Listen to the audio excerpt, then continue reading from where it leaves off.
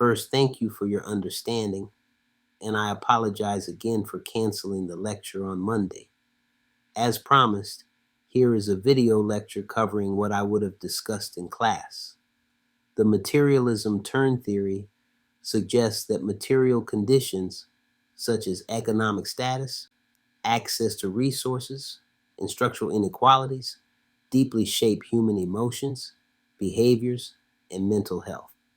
Therefore, considering the vignette of Jamal, who struggles with several psychological factors, integrating this perspective into therapy can make treatment more practical, socially aware, and empowering. According to Maller, it is suggested that non-human actors and agents be given equal status with humans while simultaneously decentering humanity. This is a crucial step to move away from notions of human sovereignty. Washik and Wingrove, 2015. Essentialism, Bennett, 2010. And Exceptionalism, Pickering, 2008. Stengers, 2010. To highlight the active and vibrant nature of non-humans, which are often merely viewed as backgrounds to human activity. Appadurai, 1988, Bennett, 2010, Cronon, 1996, Latour, 2005, Pickering, 2013, Plumwood, 2009. For instance, parks and gardens are typically valued for the relaxation and physical activity opportunities they provide people, rather than being recognized as integral parts of ecosystems that offer habitats for various non-human species. Looking at this perspective, we can deduce that new materialism permits us to perceive non-humans and their activities present in cities and paves the way for enhancing biodiversity in urban settings. Now, as we delve into the materialism turn theory, we know that it is an interdisciplinary framework that emphasizes the role of material conditions, such as economic status, access to resources, and physical environments, in shaping human emotions, behaviors, and social interactions. Unlike traditional psychological approaches that focus primarily on cognition and emotions as internal experiences, this theory highlights more of the external, structural factors influencing mental health and well-being. Several key concepts evolved into materialism turn theory. Here are a few that should be understood. We know that material conditions help to shape the human experience. Additionally, economic disparities, access to necessities, food, housing, healthcare, and job security significantly influence mental and emotional states. Then we must also consider psychological distress often stems from external socioeconomic pressures rather than purely internal dysfunctions.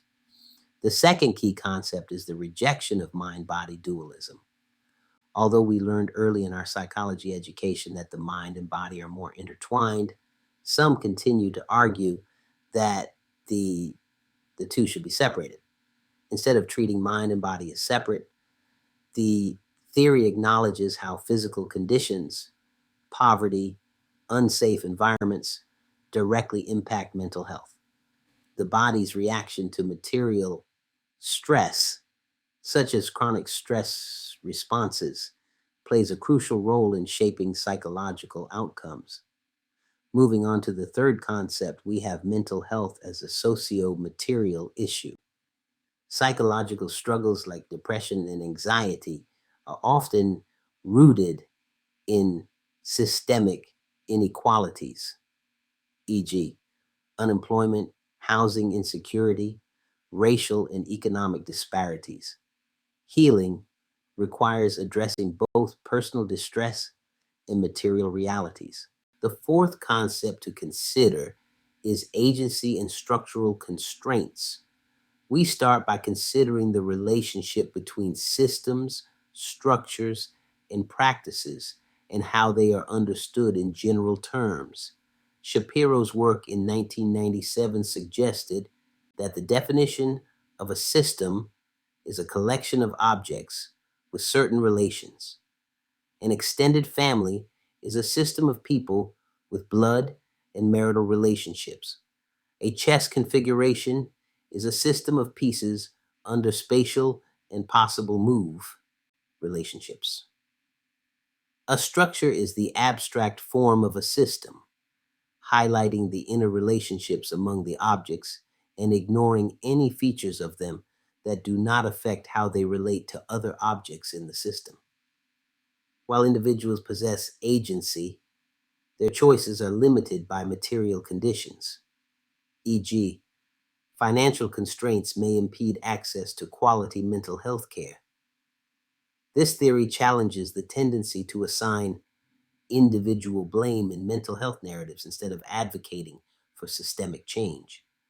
This offers just a glimpse into how materialism turn theory functions in clinical practice. After reviewing the key concepts of the theory, we must now consider how to apply it to our clients in the urban environment. The materialism turn theory provides a transformative framework that reconsiders mental health by highlighting the profound impact of material and socioeconomic conditions on psychological well-being. Traditionally, therapy has focused on internal processes, thoughts, emotions, and behaviors, often overlooking the external structural factors that contribute to distress. By incorporating the materialism turn theory into therapeutic practice, we acknowledge that challenges such as financial instability, housing insecurity, and limited access to resources are not merely peripheral issues, but central to a client's emotional experience. Resource based interventions. Therapy should incorporate practical solutions, e.g., connecting clients with financial assistance, career counseling, or housing programs. Example, helping clients navigate community aid programs instead of solely focusing on cognitive reframing techniques. Integrating material conditions in therapy. In applying this theory, therapists expand their lens to view mental health within the broader context of clients' everyday realities.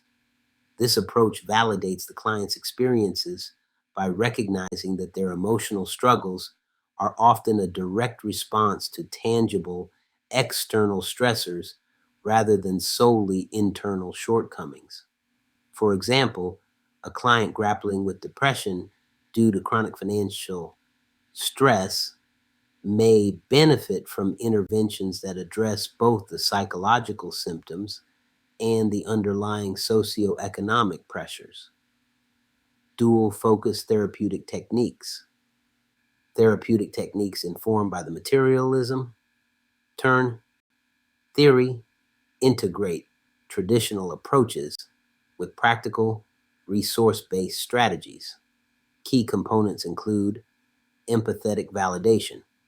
Therapists begin by acknowledging clients' real world challenges, helping them understand that feelings of hopelessness or inadequacy may stem from systemic inequalities and material deprivation, not personal failure. Cognitive restructuring. Alongside standard cognitive behavioral techniques, therapy can focus on reframing internal narratives that wrongly equate self worth with economic success. Clients are encouraged to see their value beyond material wealth, fostering resilience and self compassion. Resource integration. Therapists recognize that improving material conditions can alleviate psychological distress. Therefore, they can connect clients with community resources, such as financial assistance programs, vocational training, or housing support. This dual focus ensures that therapy addresses both the mind and the practical realities affecting a client's life.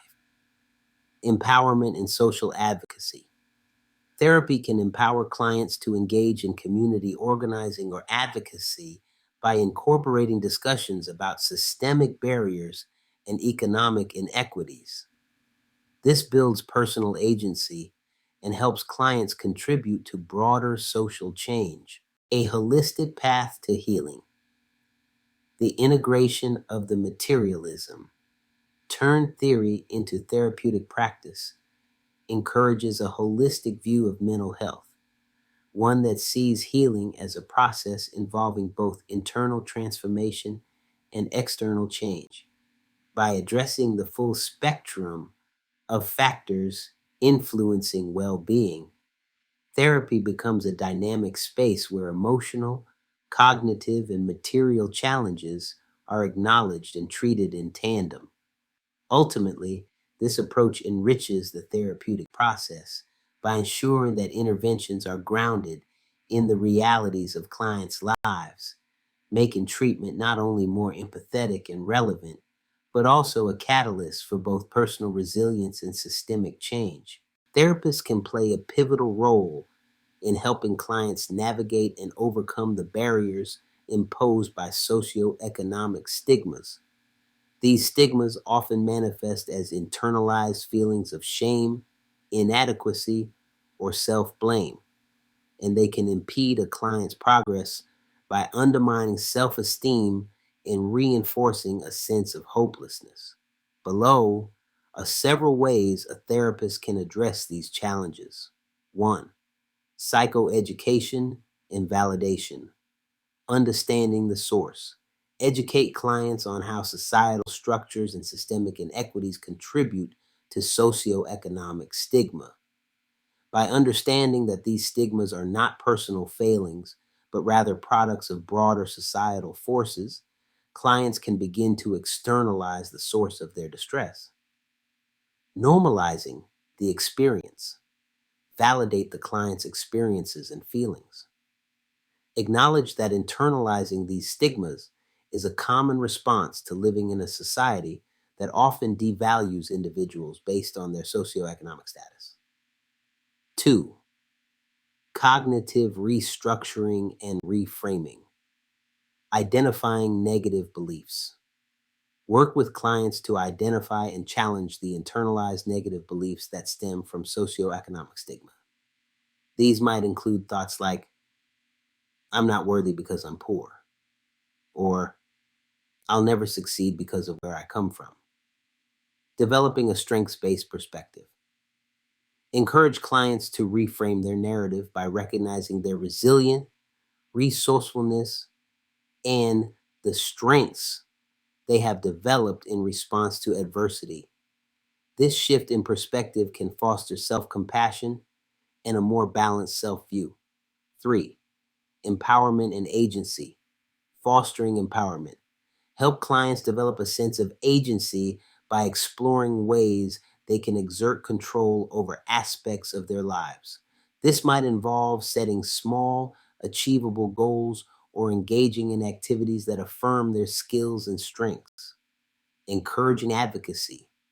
Discuss how clients might participate in community organizing or advocacy groups.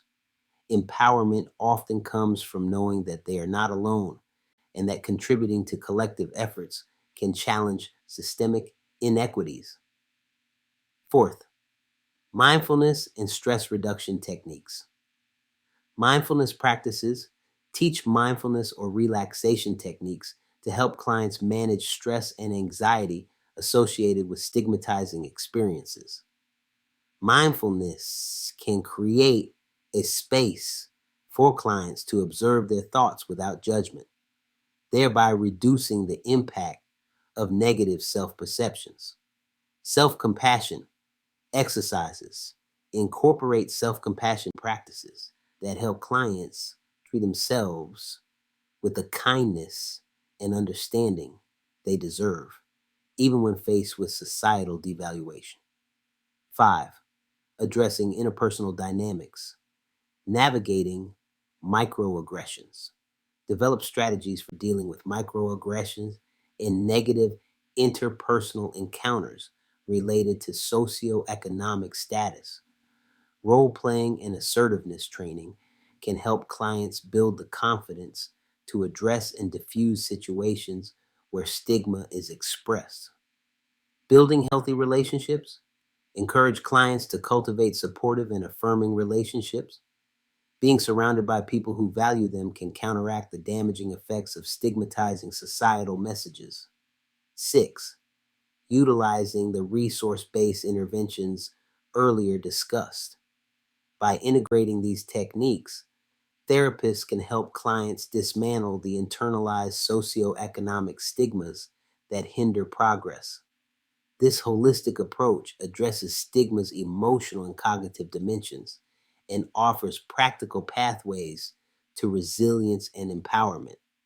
Ultimately, the goal is to help clients build a more robust and compassionate self view that recognizes the impact of systemic barriers while celebrating personal strengths and the possibility of positive change.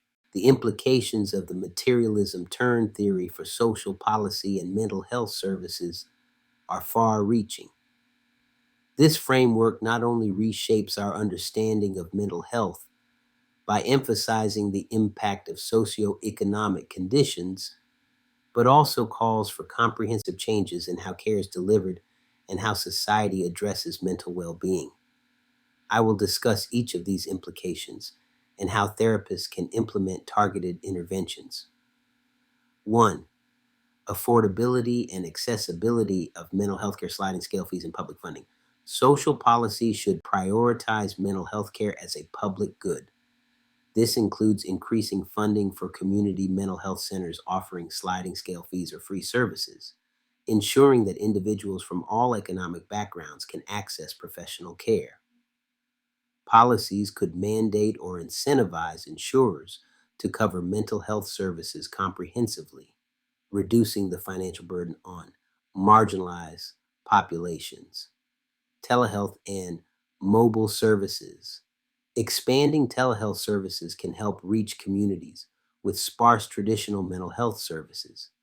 Policies that support broadband access and subsidize telehealth platforms are essential in making care more accessible, especially for those facing geographic or transportation barriers.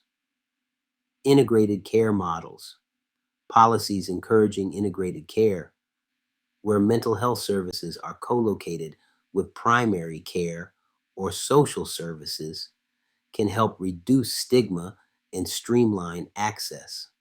Such models allow patients to receive a more holistic set of services under one roof, addressing both psychological and material needs. 2. Economic and social support, integration, cross sector collaboration. Social policy must promote collaboration between mental health services, housing authorities, employment agencies, and educational institutions. Creating partnerships that integrate mental health support with economic and social services helps address the underlying material conditions that contribute to psychological distress. Workforce development and job training. Incorporating job training programs and workforce development initiatives into mental health service delivery can empower clients. Policies that fund vocational rehabilitation and job placement services as part of mental health recovery programs ensure that individuals have practical pathways to stability and self sufficiency. Safety nets and basic income initiatives. Broader economic policies such as enhancing unemployment benefits and food security programs and exploring basic income models can alleviate material stressors. These measures reduce the daily pressures that exacerbate mental health issues and allow individuals to focus on recovery and growth. Then we come to the third policy, shifting the narrative in the field of psychology, moving beyond the individual. Social policy should support research and clinical practices that shift the focus from individual pathology to systemic influences. This means funding interdisciplinary research that examines how economic disparities, racism, and other systemic factors contribute to mental health disparities. Educational reform in psychology. Mental health training programs should include curricula on the social determinants of health and the materialism turn theory. This would prepare future therapists to consider structural factors in their practice and reduce the tendency to view mental health challenges as purely personal failings. Public awareness campaigns. Policies that fund public education campaigns can help shift societal narratives about mental health. By framing mental health challenges within the context of socioeconomic inequalities and systemic barriers, these campaigns can reduce stigma and promote a more compassionate, informed public discourse. Then we come to the third policy, shifting the narrative in the field of psychology, moving beyond the individual. Social policy should support research and clinical practices that shift the focus from individual pathology to systemic influences. This means funding interdisciplinary research that examines how economic disparities, racism, and other systemic factors contribute to mental health disparities, educational reform in psychology. Mental health training programs should include curricula on the social determinants of health and the materialism turn theory. This would prepare future therapists to consider structural factors in their practice and reduce the tendency to view mental health challenges as purely personal failings. Public awareness campaigns. Policies that fund public education campaigns can help shift societal narratives about mental health. By framing mental health challenges within the context of socioeconomic inequalities and systemic barriers, these campaigns can reduce stigma and promote a more compassionate, informed public discourse. We reviewed the implications for social policy and mental health services. Now let's discuss how clinicians can implement them in therapy. First, we return to affordability and accessibility sliding scale in pro bono services. Therapists can offer sliding scale payment options and allocate a portion of their practice to pro bono work. This will make mental health care accessible to clients who might otherwise be excluded due to financial constraints. Community partnerships. Establishing relationships with local agencies, nonprofits, and social service organizations allows therapists to refer clients to additional resources such as housing assistance, food banks, and vocational programs. This network of support can mitigate the financial barriers that contribute to mental distress. Teletherapy options. Incorporating teletherapy not only widens access, but also reduces overhead costs. Therapists should be proactive in learning and using digital platforms to reach clients in remote or underserved areas. From there, we use the integration of the economy and social support by resource navigation. Therapists can help clients navigate economic and social resources by offering resource planning sessions. These sessions might include meetings with case managers or social workers who specialize in economic support and job placement. Psychoeducation on structural barriers. By educating clients about how systemic issues like poverty, racism, and lack of access to resources contribute to their mental health challenges, therapists empower them to understand that their struggles are not solely due to personal shortcomings. This reframing can reduce self-blame and foster resilience. Advocacy and empowerment programs. Therapists can encourage participation in community advocacy groups or support clients in initiating local efforts to address systemic inequities. Empowerment-focused therapy can help clients transition from feeling trapped by their circumstances to becoming active agents of change in their communities. Finally, we can shift the narrative in psychology in a few ways integrating structural perspectives into therapy. Therapists should incorporate discussions of socioeconomic and systemic issues into the therapeutic process. By linking personal experiences with broader social and economic structures, they help clients contextualize their struggles in a way that diminishes internalized stigma. Collaborative treatment planning. Instead of solely focusing on individual symptom reduction, therapists can collaborate with clients to create treatment plans that include goals for accessing community resources, improving financial literacy, or engaging in advocacy. This holistic approach validates the client's full range of experiences and needs. Continuous professional development.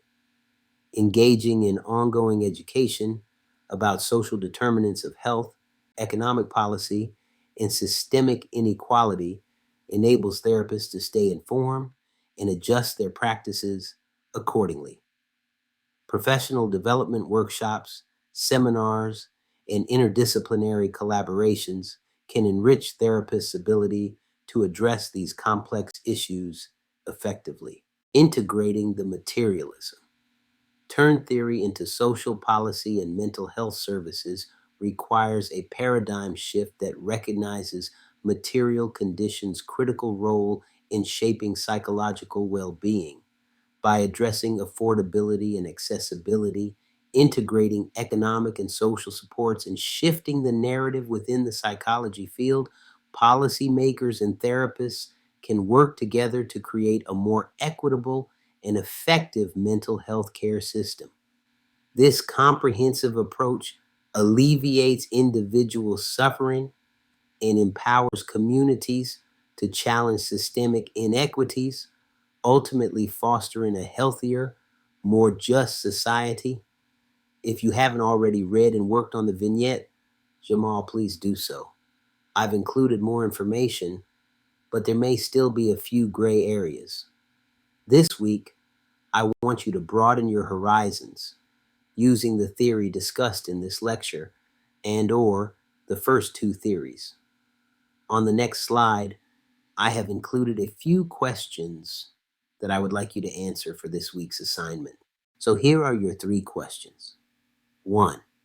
How can therapists balance addressing personal psychological issues while also recognizing systemic barriers? 2. What are some ways communities can incorporate the materialism turn theory into mental health advocacy? And last but not least, 3. In what ways does the traditional approach to mental health fail to account for material conditions? Well, this concludes the video lecture. Thanks again for your patience and cooperation. I hope we'll be back in the saddle again next week with intriguing and motivating discussions. Until then, have a fantastic week and weekend.